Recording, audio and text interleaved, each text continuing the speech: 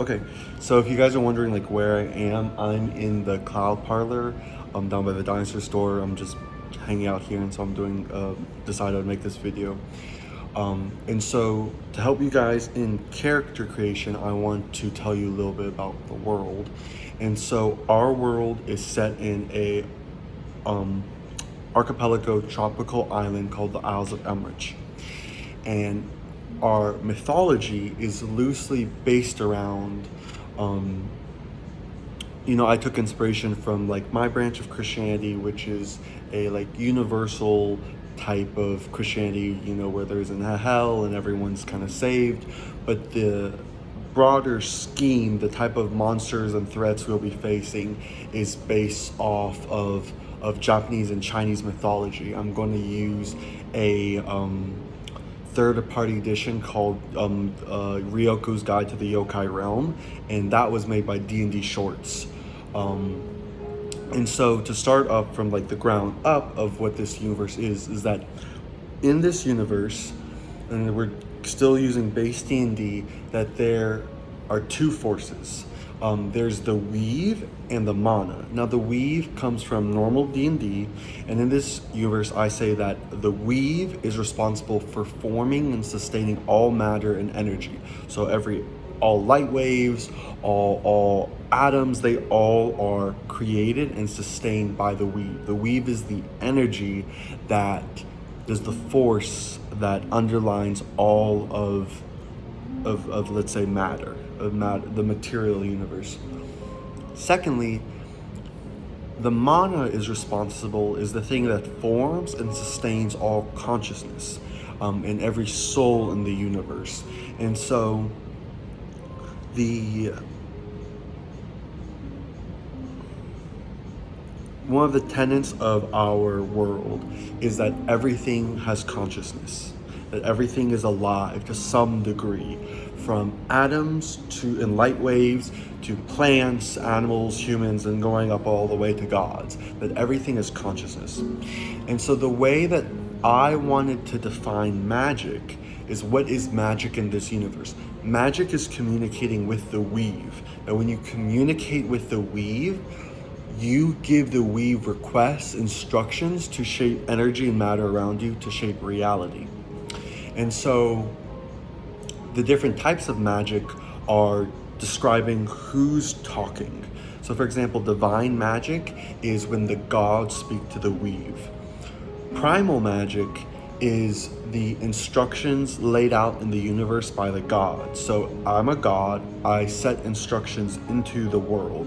For those instructions to continue, for reality to continue to work, have the same physics, the same natural laws, matter has to communicate those instructions back and forth with each other, and this is known as primal magic. And so when we talk about druids, that's what druids record, that's what druids tap into, and that's why they use wisdom, that they are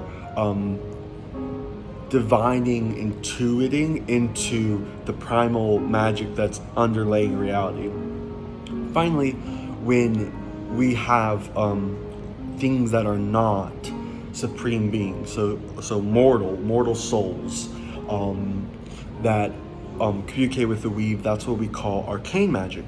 And so in this universe, arcane magic is not like chemistry, and it's not like physics. Because those exist in this universe. It's akin to a psychology. It's just, how do you effectively communicate your ideas to the weave?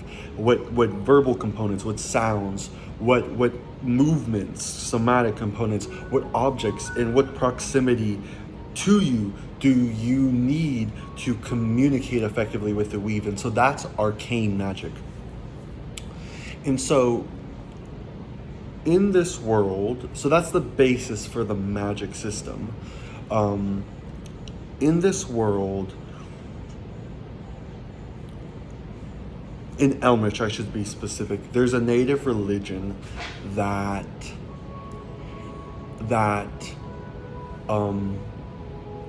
instead of practicing arcane magic, so communicating with the weave, practices mana magic. And so the difference is that in the Isles, magical power is connected with a morality and purity of heart. And so the more pure you are, the more powerful your spells become. And this is how it works. That you can think of the mana as being like a messenger boy, a telephone boy. That the purer your soul is, the more connected you are to the mana, and the more gold coins you have. And so, since magic is communication, how do you communicate more? How do you increase the complexity and the reach of your message? You either A, increase your power, the how loud you are, so this would be gods, or you increase your fluency, tuning into, for arcane practitioners, tuning into the weave, that you can dial in on how the weave communicates. The more effective you can resonate with it, the more of your message you can get across, and the longer it'll carry. And so with practitioners of the mana, instead of trying to communicate with the weave, they will increase the purity of their soul so that they have more, let's say, clout. They have more coins to give to the mana, so the mana will deliver their message farther and will increase the length of their message. They can add more words to their message.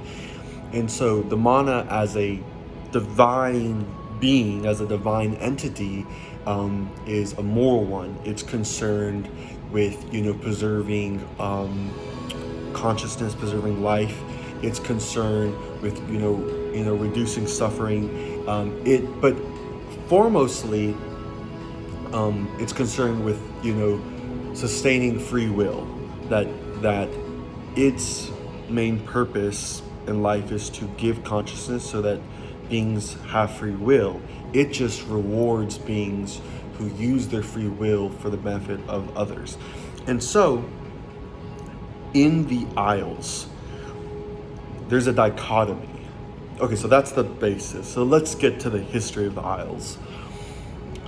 The Isles were an archipelago that were not connected, that there were a bunch of different tribes on different islands, until the kingdom to the north, the Dwalian Empire, tried to invade. And if this was our world, it would be like empire squashes tribal communities, end the story. Because it's a fantasy world, that the tribes coalesce, they unite and say, oh, we need a central form of government to help organize us against the Dwalian Empire.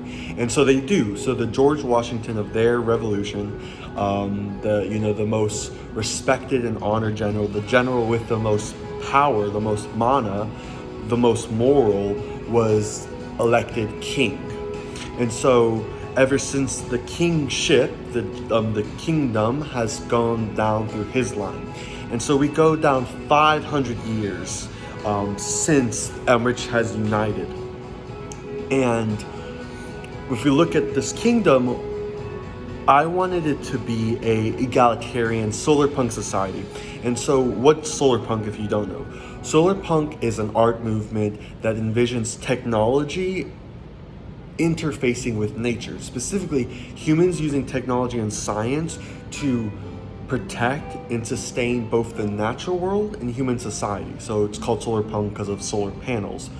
And so in this universe, this is a solar punk society with technology playing a key role in their society.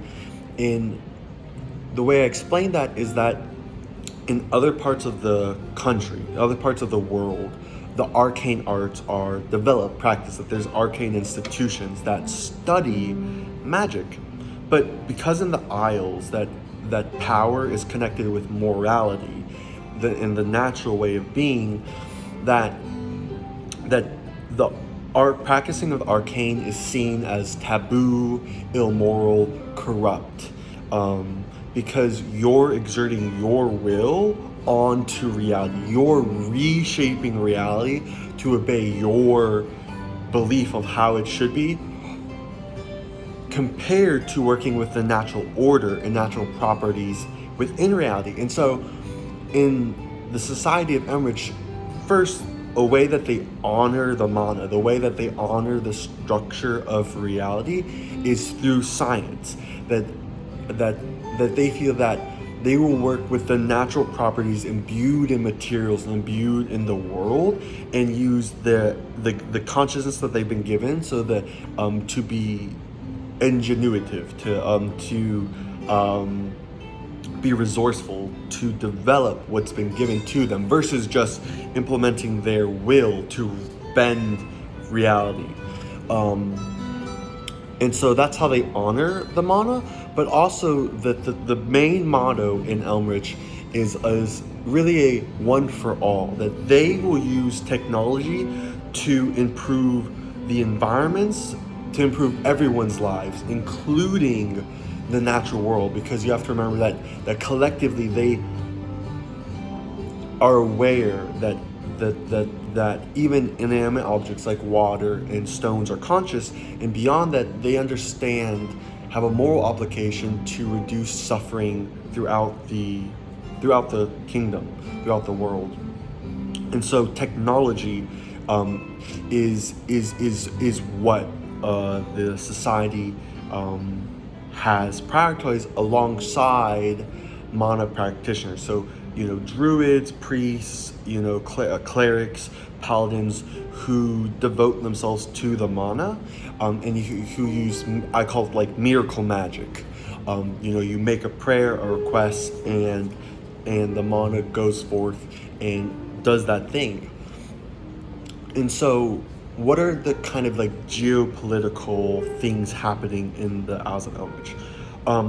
First, I want to say that there are whispers that the Dwallian Empire, which has only grown since the 400 years, is considering invading a second time.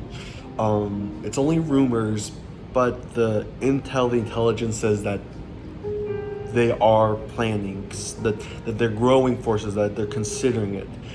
And so why might they do that? Well, first, the Isles of Elmrich is a trading hub for the whole southern part of the continent of Alexandria. This is the part where the Matt Mercer comes in. There's this whole trading outpost. And so not only are they producing, rare spices like coffee and other things, because they're a tropical island archipelago, but their navy protects and creates shipping lanes for all of the southern and neighboring coastal empires to trade upon. That they know that they can go through the archipelago and trade safer than if they were to go through other channels. But perhaps a more suspected reason, besides acquiring the trading routes, is that in the Isles of Elmrich, one of the natural resources that is produced there is a crystal that's grown with the help of the mana that turns acoustic energy into electricity. And so, which is really useful if you live on a island, if you live on an archipelago, that the sound waves from the ocean crashing against the shore are always running through the earth and can always be heard from the air.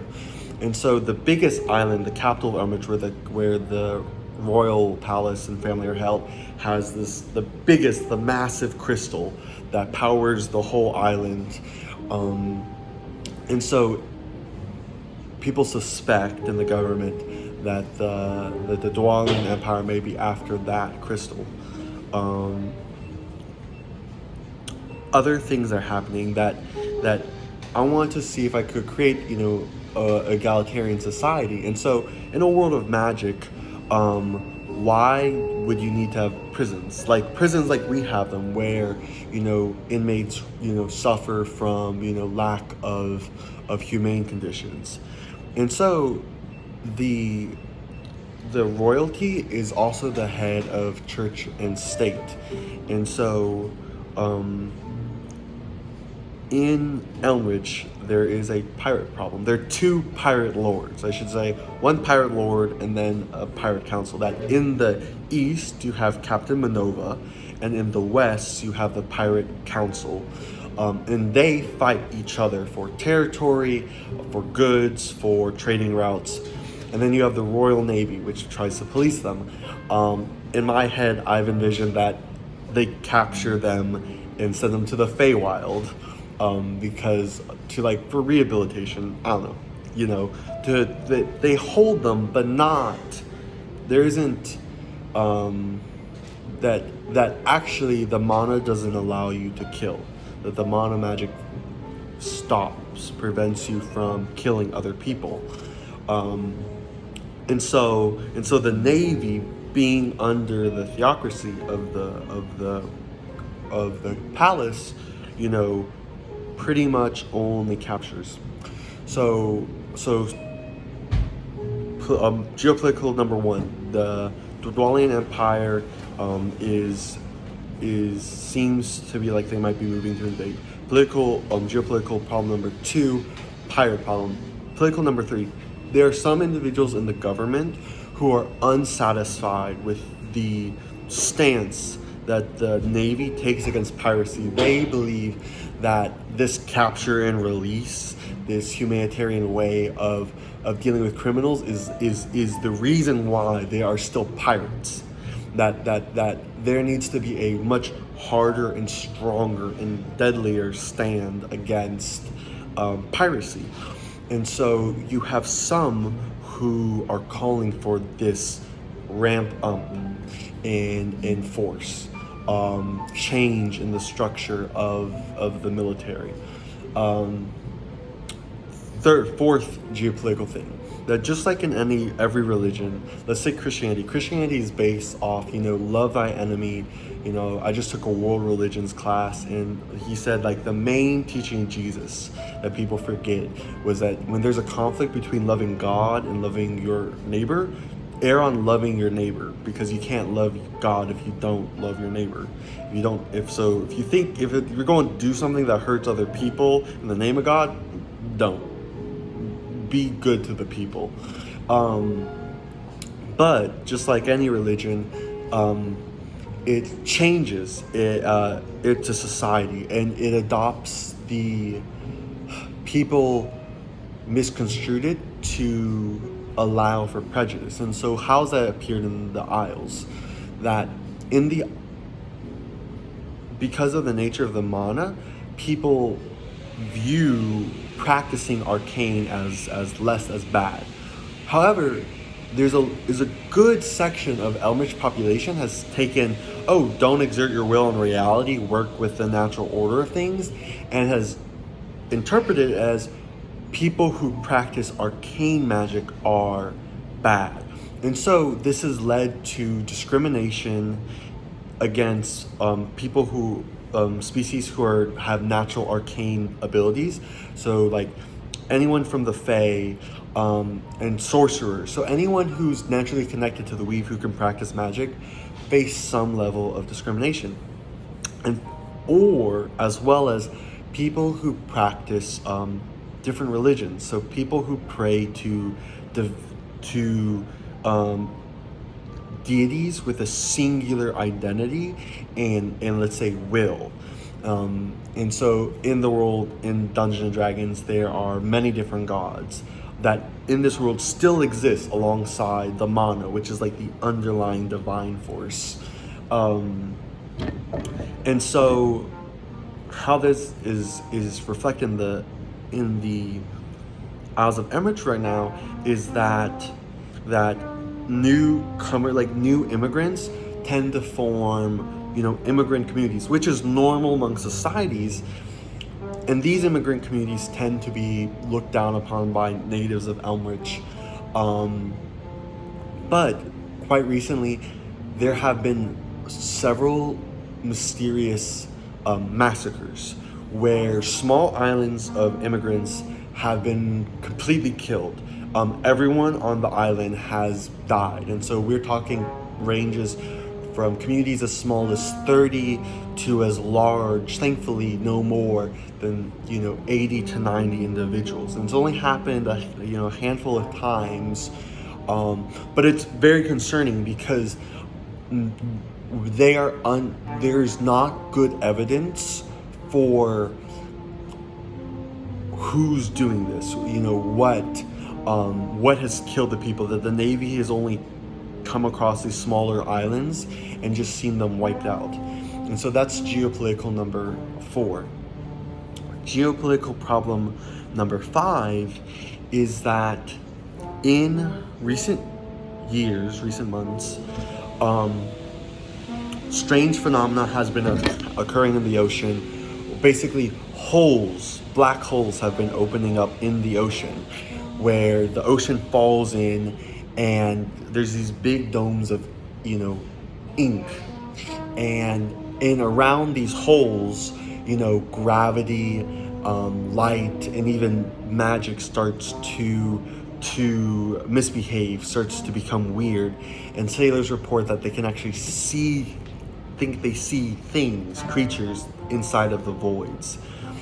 And so this is new. No one knows what these things are, and they've just started to appear. And so those are the five like kind of problems happening in Elmridge. Possible suspected invasion, pirate problem, pull in the military to increase military force and tactics, mysterious massacres, God watch the fingers, mysterious massacres targeting immigrant communities, and prejudice within Isles against arcane practitioners in the arcane arts, and mysterious holes that seem to be appearing in like reality. And so, where do I want you guys to create your characters? So I said this in the chat, and I'm going to say it again here, that I want you, when you're creating your backstory, I want you to know 2 other people in the party. So whether they're family, whether they're friends, whether they're coworkers, I want you to have a intimate connection with 2 other people. And I want you to think about how you met, what experiences have you guys had together, and what's your relationship like the relationship dynamic. And this way, everyone will have 2 people that they can have role play naturally with, and there will be correspondings with each other that let's say we end up having 4 to 5 people. Well, you know 2, so you don't know 1, but your friend knows that guy, and so you can comment. Secondly, because I want to interweave your backstories with broader plot points, developments that's going to happen, I want, if it's still appealing, if it's still, if you know what, I'm just gonna be a hard ass. I want you to set your characters either being somewhere in the royal palace, or the Navy, or the City Watch. Now, your characters does not have to start in those places. Your character may only just join those places, but I want you to have some connection with the Central Palace and the law enforcement, because that will help me interconnect, say, why you are aware of these things in the plot. And so let me just tell you about finding a list of characters that you would be aware of existing. And you can place yourself anywhere in this, this society. I mean, like this social circle, social realm that you wish. So we have and I don't have names for all of them. I might have forgotten. We have, for characters I've created, you have the king, who you have the king who is really dedicated to the morals and religious tradition of the Isles of Emrich. You have the queen, who is this tough maternal figure. You have the prince, Prince Darius, who is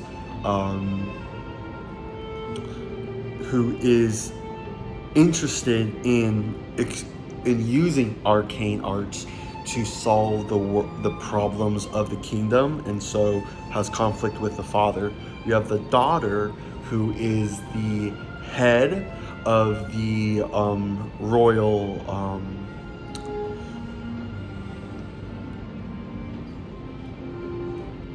is the head of the Royal Navy. You have the woman who's going to be the in charge of the Royal Guard. She's the head of the Royal Guard. You have her first lieutenant, first in command, which is Leo, which is dating the prince. That was my character that I originally created for this campaign. You have the head of the City Watch. So the City Watch is responsible for policing on the main island of Emrich, and also on the bigger other metropolitan areas. You have Master Tunon, who is the head monster hunter. He's the head, freelance. He goes out and deals when there's special problems. You have, I'm going to just call her Gertrude, who is going to be the head druid healer of the royal family. You have, I'm just gonna call him Marvin for right now, the high priestess and head alchemist of the Elmrich Empire. So he's the chief. He's the strongest mana user in the empire, and he's also the head of scientific development, the head alchemist and engineer. You have the first three lieutenants of the Royal Navy and the City Watch, and I need to come up with names. You have Snake, who's the first lieutenant of the Navy. Badger is going to be first lieutenant of the City Watch, and Spider, which is going to be the second lieutenant of the Royal Guard. And so these are kind of like bad amigos, rough characters, and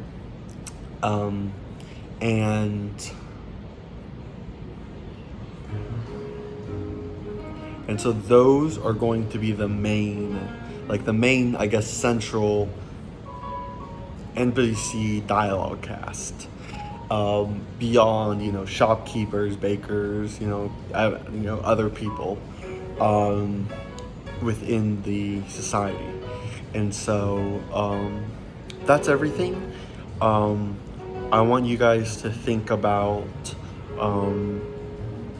what type of character you want to play. So I have so much third-party content. I really want you to think about something you haven't been able to do in core D&D, because good chances is I have it. Really something I want you to go back to you're a childhood fantasy, something you wanted to play but it was too difficult to play, or the first idea you ever had in Dungeons and Dragons that you kind of had to throw away. And so I want you to think about backstories amongst yourselves, and then for yourself, and then talk with other people. And then, like I said in the chat, we're going to talk about your character. I'm going to help you find the source material among the third-party content that I have. And